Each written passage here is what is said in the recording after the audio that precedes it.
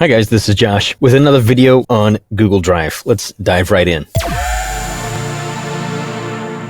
So first of all, Happy New Year. Thank you so much to all of my subscribers, all my viewers, everybody who's commented on my videos, watched and shared them. I appreciate you guys so very much. I hope you had a great New Year's Eve, New Year's Day, good holiday season all around. I just thank you so much. I really, really appreciate you. I hope you have a fantastic 2018. All right, let's get into this. What I want to show you in this video is some modifier keys that I use all the time to really speed up my workflow, as well as assist me when I'm creating shapes or moving shapes and objects on my canvas or document. And the ones that you're going to be using the most in Google Drive are Shift and Control. Shift and Control.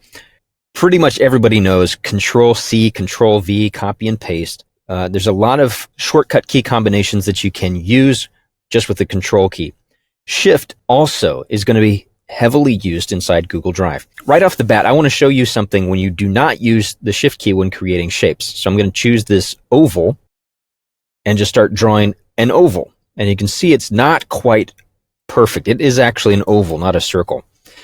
But if I go to create a new shape and I hold Shift before I click and start dragging, it will constrain my proportions to 1:1, making it a perfect circle. The next modifier key is Control. While we have this circle selected, I'm going to hold down Control, click and drag, and I can also hold Shift simultaneously to drag it and constrain it to just moving it horizontally.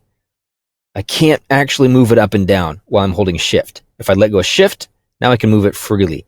And I can use those red smart guides to line it up if I want. But holding Shift will help constrain that movement to just horizontally. If I held Shift and started moving up, now I'm constrained to only going up. I can't move it side to side, only vertically. I use Control to drag duplicates. I do that all the time.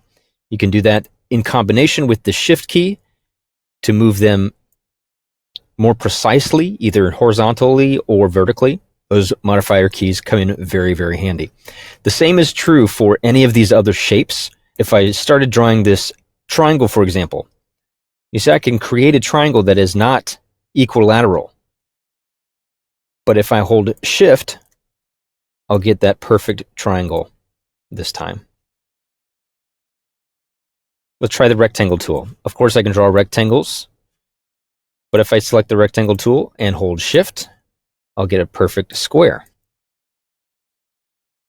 So try out using Control and Shift in those situations for both more precise creation of shapes, if you want perfect circles and perfect squares, as well as more precise movements when you're moving or duplicating objects. Thank you guys for watching. Hope this was helpful. Bye for now.